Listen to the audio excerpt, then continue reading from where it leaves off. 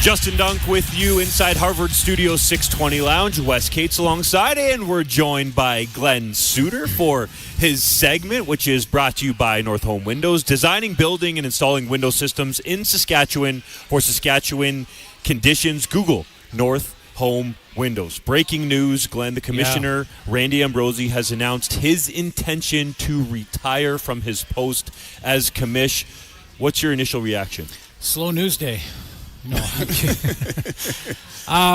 Initial reaction. Well, my initial reaction is always when this happens from, whether it's a player leaving to retire that was a teammate, someone in the league office. I think of all the good things first that Randy Ambrosie has accomplished and the league office has accomplished. I think the league right now is in a position of strength. The league has outstanding ownership. Across the board. And we're not just talking money. We're talking investment emotionally, time investment from guys like Amar Doman in Vancouver. And, when you think of where the league is now with the television rights, the ownership groups, the popularity growing again, the demographic becoming more favorable, ratings outstanding, as you know, Justin. Mm-hmm. So, those are the things that first come to mind. And, I know Randy will move on to something that he feels is better suited for him now in this part of his journey, and I wish him all the best in that. The other side of that coin is there is a lot of things that the league office has done over the last 7 years that I've disagreed with, to be quite frank. And Randy knows those things. But again, at this point, when the release just comes out, I think my first thought is the league is strong right now, as strong as I've seen it in the 40 years I've been directly involved as a player or broadcaster. And because, it's not just because of Randy Ambrosie, but it's part of the league office initiatives and some of the, rule changes, smaller things that they've done. But we're in a good place, so we have to give them some credit for that. Definitely. What sticks out to you as the most impactful item during his tenure? Would it be the ownership and how great that is around the league? Because on the flip side, some people would say, well, Gary Stern was somebody that he brought in too. So would you focus on the ownership, or is there something else that you felt like was really impactful that Ambrosie did? Yeah, I think that is it. I think it's, you can't really sort of look at the future and think we've got to grow revenues and got to grow this business model in Canada. I mean, the game has always been outstanding. The game has always been excellent. It's never been broken. I thought early on in the tenure with Randy Ambrosie, there was some mixed messaging that when he would say we have to fix this or we have to change these rules, it sounded at times like he was implying that the game is broken, so we have to fix it. And I think there was a lot of fans that sort of thought that and said, well, when you fix it, I'll come back. In the last 2 or 3 years, that has completely changed. And I think now, since the whole sort of, let's call it a very surface,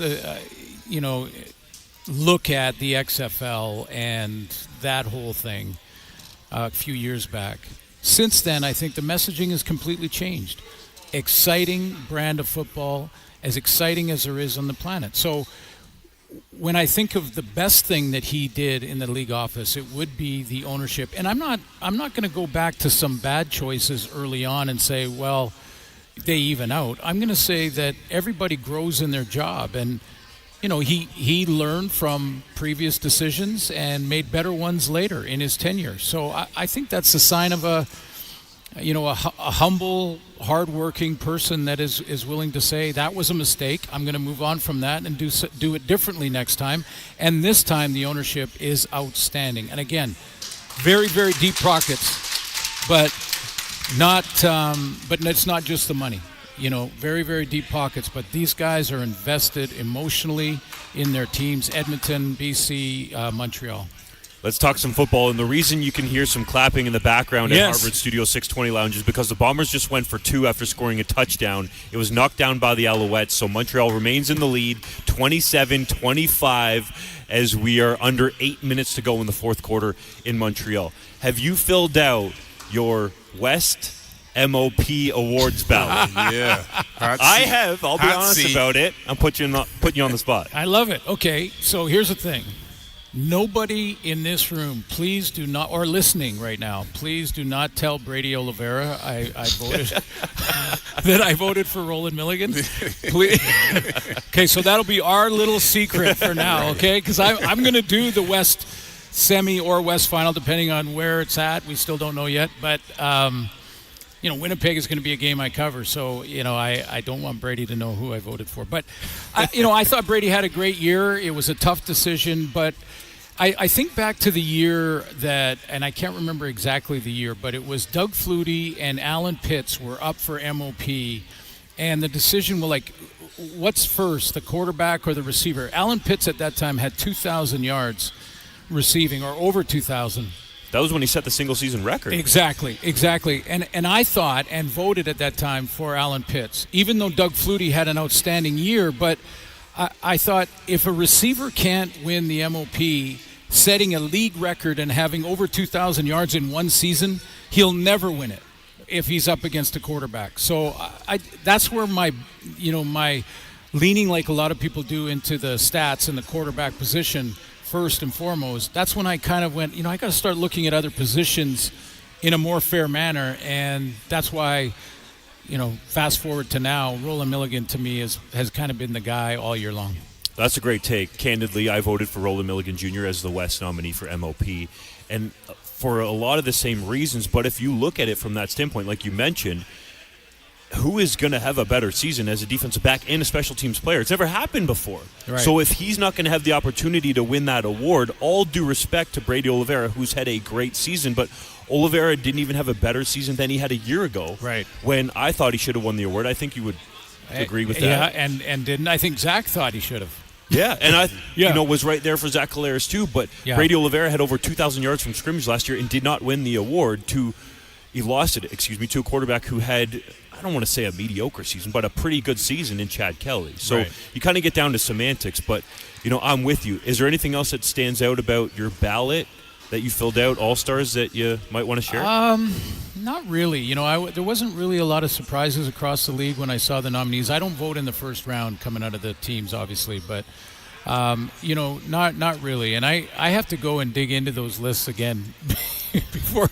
I did the game in Edmonton last night. We put up the board, and I actually remembered that there was a couple of names on there that I forgot that I voted for. Well, there's so many names, right? I know, when you're going through the ballot, because you're picking West All-Stars, East All-Stars, plus the individual award winners. So the results of those will become known next week. The deadline for us voters was on Sunday. Yes. But I didn't feel like these games going on right now were going to affect things. Anyways, football. Yes. How do you approach this game if you're the Saskatchewan Roughriders? Yeah, plan A is that the Bombers lose and the starters go, and the fight here is for first place. And Calgary's not going to lay down. This is, Wes, you know what I'm talking about. Calgary in this situation know that they can lay it on the line, put their bodies on the line, because they've got a whole 6 months after this game to rest up and get ready for next year, whether it's back in Calgary or in a different team. So they're gonna play hard. They're gonna go after it. They're gonna sacrifice themselves to make sure they make it as hard as they can on the Riders. So it's not gonna be a walk in the park if you look at the Calgary Stampeder record and think this is gonna be an easy win. It's not. But having said that, there's also a plan B. The Bombers come back and win this game, then for me, and I heard Jeff Fairholm, he has a different approach, and it's really not right or wrong. I just think it's different. I'm in the Mark Trestman school of risk reward, and the risk is too great in a game that doesn't change our position in the playoffs. If the Bombers finish this game and win, then Trevor's not playing, Ouellette's not playing, Jameer Thurman's not playing. There's anybody who's a little bit nicked on the O-line, anybody I can substitute for a young player that you may need in the first round of the playoffs if someone gets hurt early in that game, that gets a little experience in this one. That's the sell to the team, but you're taking those guys out of harm's way. I'd hate to see Trevor Harris follow through, hit a helmet, sprain his thumb, and have that to deal with in the semifinal.